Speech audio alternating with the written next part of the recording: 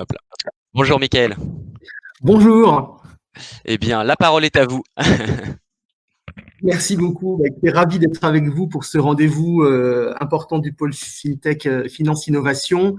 Merci à toute l'équipe du pôle pour le travail qu'on fait ensemble tout au long de l'année, en particulier Maximilien, à qui je présente mes félicitations, et Cyril, et bien entendu Clément, et avec une pensée pour Joël également, et tous mes remerciements à Bernard pour m'avoir offert cette introduction.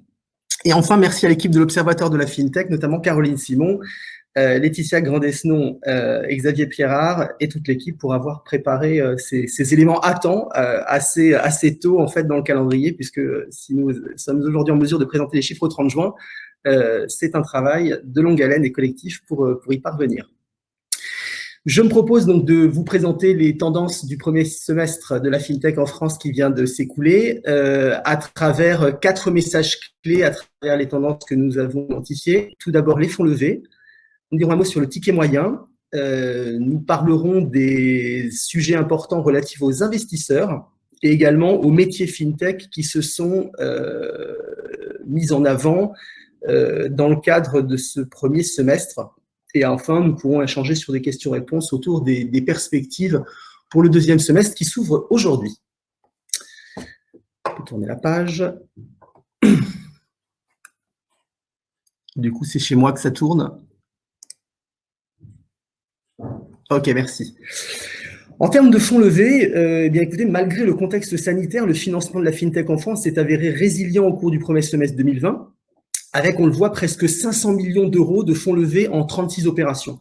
Alors 500 millions d'euros en un semestre, c'est plus qu'on faisait en une année jusqu'en 2018, puisqu'il n'y a que 2019 qui, en année pleine, a excédé les 500 millions d'euros. Donc 496 millions d'euros pour être précis de fonds levés, soit une progression de 12% par rapport au premier semestre 2019 qui avait vu 45 opérations, là nous sommes à 36. Alors en fait ça masque des effets qui sont un petit peu contradictoires puisque l'année avait démarré en fanfare avec de fortes levées de fonds comme celle de Conto. On se rappelle qu'ils avaient levé au mois de janvier 104 millions d'euros, avec Lydia 40 millions d'euros ou encore Famoco 20 millions d'euros, là seulement les principales levées de fonds pour le mois de janvier. Ensuite, la crise sanitaire, elle est venue infléchir cette tendance, pas l'arrêter, mais l'infléchir, puisque certaines opérations ont été décalées à la demande d'investisseurs dans le cadre de renégociations ou en tout cas d'attente de sortie de crise pour avoir une visibilité plus importante sur les conditions à court et moyen terme économiques dans lesquelles les sociétés allaient opérer. Mais pour autant, des opérations ont bien eu lieu, même au plus fort et au plus incertain de la crise, comme Alan, qui a levé 50 millions d'euros, Agicap, qui a levé 15 millions d'euros, ou encore Libéo, qui avait levé 4 millions d'euros. Si on se concentre à présent sur le ticket moyen. Voilà. Alors, on a un ticket moyen qui est non seulement en augmentation, mais on dirait presque même en explosion, à près de 14 millions d'euros par opération. Donc, ce qui prolonge les tendances précédemment observées, puisqu'on était l'année dernière à 7, 7,5, et là, on se retrouve quasiment à 14, à 13,8. Donc, on a plusieurs tendances. La première chose, c'est que on a des fintechs françaises qui sont de plus en plus matures et internationales, qui ont donc des besoins de financement plus importants auxquels répondent les investisseurs. Et c'est pour ça qu'on augmente en fait ce ticket moyen. Et ça se voit dans le top 10 des levées les plus importantes, qui sont des tickets de plus en plus remarquables, avec effectivement à noter cette année, pour la première fois dans la fintech en France, une levée de fonds supérieure à 100 millions d'euros avec Conto. Il y a un deuxième effet en fait qui tire le ticket moyen à la hausse ce semestre, c'est que habituellement on a à peu près 60% d'opérations qui sont de l'amorçage de la série A, enfin jusqu'à 3 millions d'euros de fonds levés. C'est-à-dire que les investisseurs investissent à la fois dans des projets matures et investissent à la fois dans le plus long terme sur des projets qui vont aider à se développer. Et on l'a un peu moins remarqué pendant ce semestre, puisque ça représente à peine 40% des opérations, là où ça représente habituellement 60%. Et on l'analyse, on l'attribue au fait que pendant la crise, les investisseurs se sont concentrés sur des participations déjà établies, qui avaient déjà un certain track record, en prenant moins de risques sur des opérations plus jeunes, en cours de lancement ou en cours de test, voire d'industrialisation.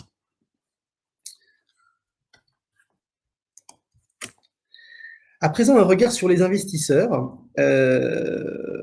On a remarqué depuis quelque temps déjà que dans la fintech en France, il y a un intérêt croissant des investisseurs étrangers pour les fintechs françaises. Et on a déjà eu l'arrivée de premiers investisseurs comme Accel, Balderton, des fonds d'investissement américains comme DST Global ou Valar, qui sont déjà présents dans la fintech en France depuis plusieurs années. Ils ont réinvesti ce semestre, puisque principalement, ils ont participé au levée de fonds de Conto, au levée de fonds d'Alan. Voilà, c'est un fonds singapourien, c'est Temasek. Mais ce qu'il y a de notable au cours de ce semestre, c'est l'arrivée dans le capital des fintechs françaises des géants internationaux de la tech. Alors, les géants internationaux de la tech, tout le monde a à l'esprit ce que c'est que les GAFA, évidemment, Google, Apple, Facebook, Amazon. On connaît un petit peu moins leur équivalent chinois, même si on connaît un petit peu plus maintenant. Donc les BATIX, à savoir Baidu, Alibaba, Tencent et Xiaomi. Et effectivement, ce semestre a marqué l'arrivée de ces acteurs avec l'investissement coup sur coup dans Lydia et Conto du chinois Tencent, qui donc arrive sur le marché français. Alors, on s'est interrogé de ce fait sur la présence de ces acteurs dans les investissements de fintech, pas seulement en France, mais dans le monde, pour un peu comprendre et décrypter ce que pouvait être la stratégie de chacun.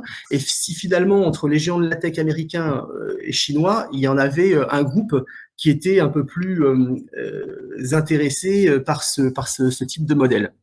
On s'est rendu compte, en fait, à travers cette étude assez intéressante des investissements à la fois des BATIX et des GAFA sur les 5 dernières années, qu'en fait, il y avait un déséquilibre très important. C'est-à-dire qu'en fait, les GAFA ont investi dans 15 opérations, 5 pour Facebook et 10 pour Amazon, des opérations pas très significatives, alors qu'en fait, les BATIX, ils ont investi dans 48 opérations, là où les GAFA ont investi dans 15, 10 pour Baidu, 5 pour Alibaba, 27 pour Tencent, donc qui investit dans Lydia et Conto, et 6 pour Xiaomi. Et qu'en plus de ça, ces 48 opérations, ce sont des opérations assez significatives, puisqu'en fait, les géants de la tech chinois ont déjà investi dans Circle, aux États-Unis, dans Paytm en Inde, donc c'est quand même une société qui est valorisée à peu près 16 milliards, dans Nubank au Brésil, donc une néobanque géante sur le continent sud-américain, qui a valorisé à peu près 10 milliards au moment de son investissement, et également de N26, qu'on ne présente pas, qui est aussi une néobanque très importante basée en Allemagne, mais qui couvre toute l'Europe et qui essaye de se passeporter dans le monde. Donc tout ça, ça traduit une stratégie vraiment très, très, très importante de positionnement sur le métier, sur les métiers qu'on voit dans la fintech que sont les néobanques, les paiements, afin de commencer à construire à l'extérieur de leur marché domestique un écosystème de paiement dans lequel on va retrouver la suite de leur proposition de valeur dans un rendez-vous à prendre dans 1 an, 2 ans, 3 ans, en fonction de leur stratégie de développement international. Parce qu'il faut se rappeler que la Chine, c'est un marché d'1,1 milliard de consommateurs, que c'est assez peu bancarisé, c'est-à-dire qu'en fait, au dernier chiffre, il y a encore 600 millions de personnes non bancarisées. Donc, que les BATIX ont déjà un travail très important au niveau de leur marché domestique et ne se concentrent pas nativement avec leurs forces internes et organiques sur le développement international. Ces acquisitions sont donc pour elles l'occasion de préparer cette stratégie pour l'avenir. En termes de métier fintech,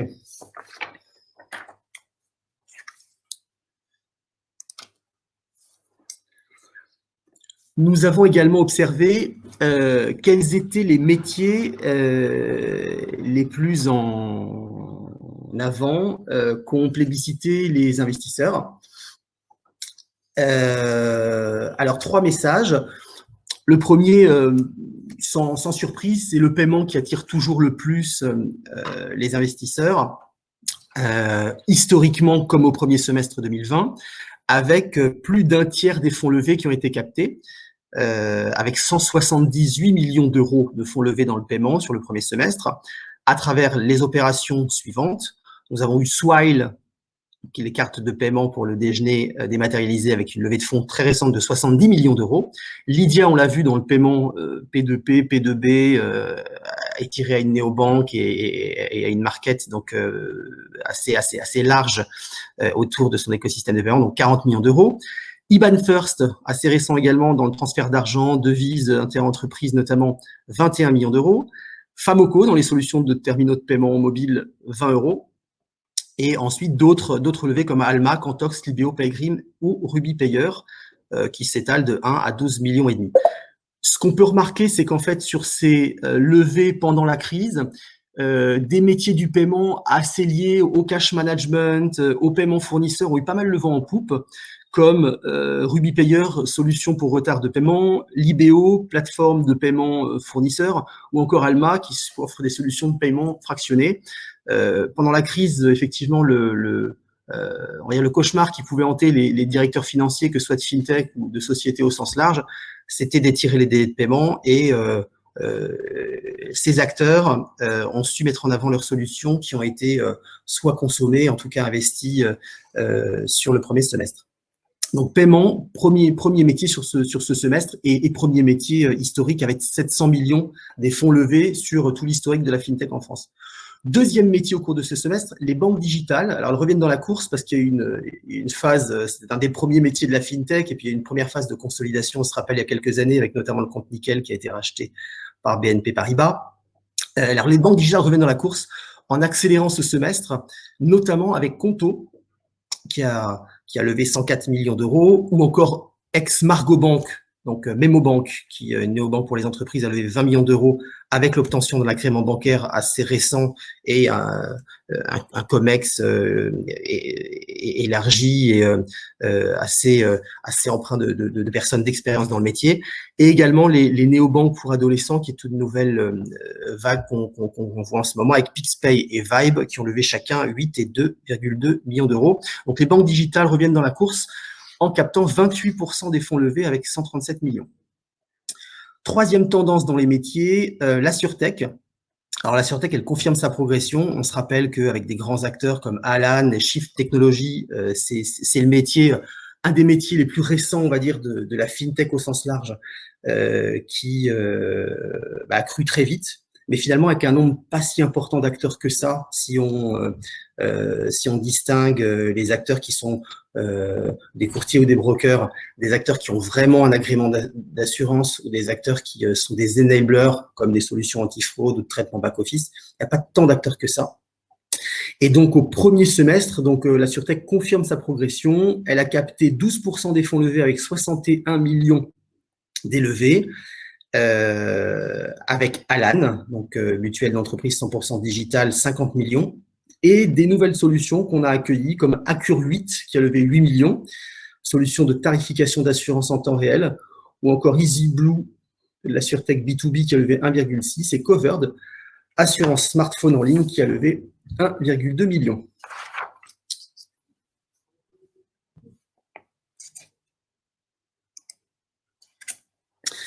Quelques mots enfin sur les perspectives du second semestre pour ensuite déboucher sur la séance de questions-réponses.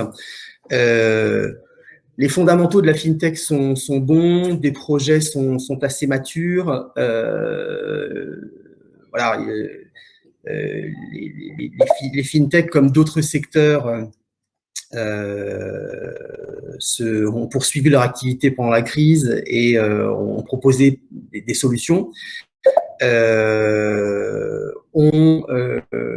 On prévoit que la poursuite des levées importantes va s'opérer sur le second semestre, puisqu'on a un certain nombre d'acteurs qui ont levé il y a 1 an ou 2 ans, donc qui arrivent dans une étape supérieure qui va les amener certainement à préparer une belle opération sur le second semestre.